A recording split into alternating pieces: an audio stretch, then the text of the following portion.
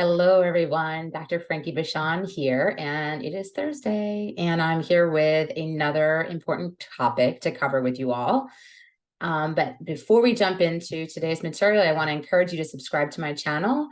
I am approaching now, I think it's like 14,500 or something like that, and I'm so excited to have so many awesome subscribers, and it continues to motivate me to put more helpful information that I acquire through working with clients one-on-one or in group settings, through education. I'm a clinical psychologist who's worked with clients over 2 decades. I'm also a board certified sex therapist. So I often put out information that you may find really useful, or you know somebody who would benefit from it. So feel free to share it. I encourage you to do so. I also want to encourage you to comment, share your experiences. Every day I take some time to look through the comments below and the questions, and I try to answer. So my cat is making another appearance, I think. So anyway, I want to encourage you to do that. And also feel free to learn more about me and what I do by visiting my social media platforms is Dr. Frankie Bashan. That's Bashan. I have Facebook and Instagram and TikTok. And I'm also the CEO of 2 matchmaking firms, Little Gay Book for queer folks and Little Black Book Matchmaking for heterosexuals. Been matchmaking since I was a kid, basically, since I was a teenager. So anyway, let's just jump into what I have to share with you all today. And it's about polyvagal theory, and it's the science behind trauma and fight or flight. And I think it's newer. And when I was in school 20 years ago, this didn't even come up in the literature or in my classrooms. And it is pretty powerful stuff and really important for us to be aware of if we've got some trauma. Many of us do. If you've lived a bit, you've certainly experienced some things that could kind of get into your nervous system and into your cells that could cause you to get easily re-triggered. So I think this theory, polyvagal theory and the vagus nerve, having knowledge about it, even if it's like minimal knowledge, knowledge is power, and it's helpful. It'll help you better cope, better understand what's going on for you, and better capable of getting support from others, because you can help them understand how to better support you. So here we go. Why polyvagal theory matters to your relationship. It feels like there's a new theory or a system that's supposed to explain our whole lives every few months. Sometimes they end up becoming a big part of how we understand the world individually and collectively. Sometimes they're just a pop psych fad that we forget about after a few Instagram infographics. So if you've seen the term polyvagal theory before but skimmed past it, no one can blame you. Many people find that understanding more about polyvagal theory and what it explains about our human experience is enormously helpful, and that it can shed light on their relationships in a major way. And in a second here, I'm going to share why you need to know something about it. You don't need to know everything about it, but just having some knowledge will help you. So what is polyvagal theory? Polyvagal theory is a way of understanding about how our body's nervous system responds to different situations. It's like a guide that explains why we react the way we do when we're stressed or when we're calm. The polyvagal theory was developed by Dr. Stephen Borges, a neuropsychologist, neuroscientist. Dr. Borges was studying the nervous system and wanted to better understand why people respond the way they do in various situations to certain stimuli, especially when it comes to stress, anxiety, and social interactions. What he found was this: inside our bodies, we have an automatic nervous system that controls things we don't have to think about, like our heartbeat and digestion and our breathing. Through his work, Dr. Borges, or Borges, I'm not sure, proposed the polyvagal theory, which suggests that the autonomic nervous system has 3 distinct response levels: the ventral vagal, sympathetic, and dorsal vagal systems. Each of these systems corresponds to different physiological and behavioral responses. The ventral vagal system is associated with feeling safe and connected. The sympathetic system is related to fight or flight responses, and the dorsal vagal system is linked to shutdown or freeze reactions. Number 1, Social engagement mode, this is when we feel safe and connected to others.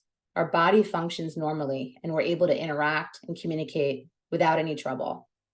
Number 2, flight or fight, or fight or flight mode, when we sense danger or a threat. Our body goes into this mode. Our heart rate increases, our muscles tense up, and we're ready to react quickly to face the challenge, whether it be fight or to flee a situation. Number 3, freeze or shutdown mode, which is kind of a newer mode. And years ago, like I said, in grad school, we didn't even know that this existed, but the freeze or the shutdown mode certainly exists, and it's important for us to think about it. If things get really tough or overwhelming, our body might enter this mode. Our heart rate might slow down, and we might feel dizzy or faint. It's like our body is conserving energy and preparing for the worst. So in situations, we don't always know how we're going to react. Like we think, oh, if we were in that situation, we would fight or we would flee, and we question why that person didn't do so. They may not have had any control in terms of their body's response to that stimuli. If it was terrifying enough that they were afraid that they might lose their lives, then they could absolutely freeze and not respond and basically leave their bodies because it's too overwhelming to take in and actually mobilize and do something to keep themselves safe. Which mode our body goes into depends on signals from our surroundings and our inner feelings. Polyvagal theory helps us understand these reactions and why we respond in certain ways in different situations. What does this have to do with dating? On the surface, this doesn't necessarily seem like it has anything to do with relationships. After all, unless we're in speed 1994 situations, sensing threats shouldn't overlap much with our dating life, should it? In a way, our dating life is all about navigating threats, at least if you ask our nervous system. This is where understanding attachment styles comes into play. Researcher Donald Winnicott studied babies and relationships with their caregivers, and found that the consistency and stability of our early relationships impact how we navigate new experiences and experiences them as safe or dangerous. These early experiences can influence whether we're anxiously, avoidantly, or securely attached as adults. And these configurations continue to impact whether we perceive ourselves as safe or at risk, even into adulthood. Because we're so dependent upon our caregivers for our literal survival as helpless infants, our nervous system interprets our closest emotional attachments as an important indicator of our safety and continued survival. And our early childhood experiences influence what kinds of emotional connections we experience as safe and what we experience as dangerous. Anxiously attached people will feel safest when they're extremely close and connected with loved ones, and feel unsafe or vulnerable if they're alone. Avoidantly attached people are likely to experience ultra-close connection as a threat or a risk, and they may feel safer when they're alone and don't need to depend on others and potentially be let down. So this means that our nervous system is actually always assessing and reassessing whether we're safe or not in our most intimate relationships.